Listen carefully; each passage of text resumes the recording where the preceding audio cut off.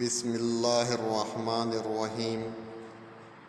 شروع کرتا ہوں اللہ کے نام سے جو بڑا مہربان اور رحم والا ہے۔ حضرت سلیمان علیہ السلام کا ہدہد اور ملکہ سبا بلقیس کا واقعہ۔ السلام علیکم میری یوٹیوب فیملی، امید ہے کہ آپ سب خیریت سے ہوں گے۔ واقعہ کی طرف جانے سے پہلے اگر آپ نے میرے چینل کو سبسکرائب نہیں کیا تو پلیز چینل کو سبسکرائب ضرور کریں، شکریہ۔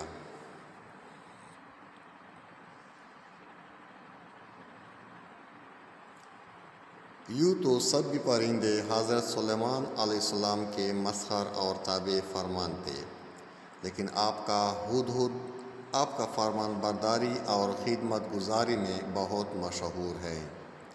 اسی ہدہد نے آپ کو ملکہ سبا کی ملکہ بلقیس کے بارے میں خبر دی تھی کہ وہ ایک بہت بڑے تخت پر بیٹھ کر سلطنت کرتی ہیں اور بادشاہوں کے شایان شان جو بھی سر و سامان ہوتا ہے وہ سب کچھ اس کے پاس ہے، مگر وہ اور اس کی قوم ستاروں کی پجاری ہے۔ اس خبر کے بعد حضرت سلیمان علیہ السلام نے بلقیس کے نام جو خط ارسال فرمایا اس کو یہی ہدہد لے کر گیا تھا۔ چنانچہ قرآن کریم کا ارشاد ہے کہ حضرت سلیمان علیہ السلام نے ہدہد سے فرمایا، تم میرا یہ خط لے کر جاؤ اور اس کے پاس یہ خط ڈال کر پھر ان سے الگ ہو کر تم دیکھو کہ وہ کیا جواب دیتی ہیں۔ چنانچہ ہدہد یہ خط لے کر گیا اور بلقیس کی گود میں اس خط کو اوپر سے گرا دیا۔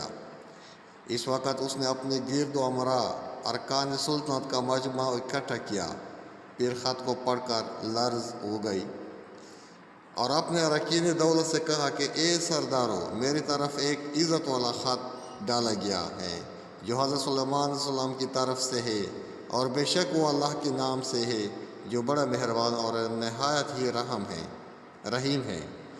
خط کا مضمون یہ ہے کہ تم مجھ پر بلندی نہ چاہو اور تم مسلمان ہو کر میرے حضور حاضر ہو جاؤ۔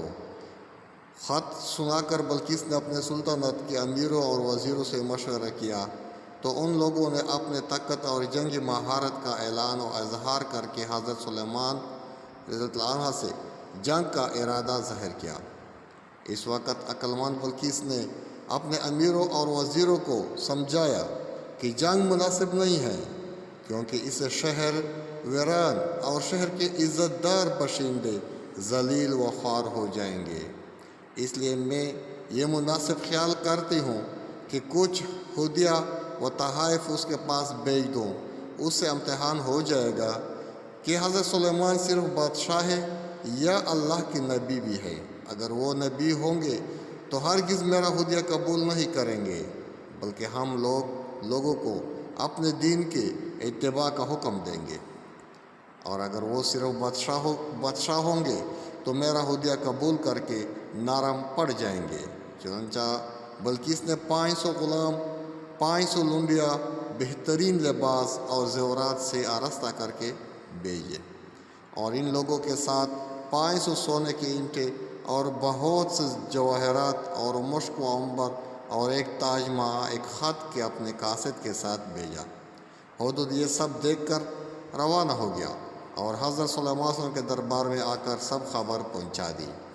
چنانچہ بلقیس کے قاصد جب چند دنوں کے بعد تمام سامانوں کو لے کر دربار میں حاضر ہوا تو حضرت سلیمان علیہ السلام نے غضبناک ہو کر قاصد سے فرمایا، تم لوگ مال سے میری مدد کرتے ہو، اللہ نے مجھے جو دیا ہے وہ اس سے بڑھ کر اور بہتر ہے۔ جو تمہیں دیا ہے تم واپس جاؤ، تم ان پر لشکر لائیں گے جن کے انہیں طاقت نہ ہوگی، اور ضرور ہم ان کو ان کے شہر سے ذلیل کر کے نکال دیں گے اور وہ پست ہو جائیں گے۔ چنانچہ اس کے بعد جب قاصد نے واپس لوٹ کر بلقیس کو سارا سنایا تو بلقیس حضرت سلیمان علیہ السلام کے دربار میں حاضر ہو گئی۔ حضرت سلیمان علیہ السلام کی دربار اور یہاں کے عجائبات دیکھ کر ان کو یقین آ گیا کہ حضرت خدا کا نبی برحق ہے اور ان کی سلطنت اللہ کی طرف سے ہے۔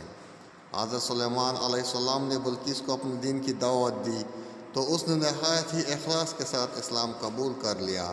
اس سلسلے میں ہود نے جو کارنامے انجام دیے وہ بلا شبہ عجائبات علم میں سے ہے، جو یقیناً حضرت سلیمان علیہ السلام کے معجزات میں سے ہیں۔ آپ لوگوں سے ریکویسٹ ہے کہ میرے چینل کو سبسکرائب، لائک اور شیئر ضرور کریں۔ اللہ حافظ، ملتے ہیں نیکسٹ ویڈیو میں۔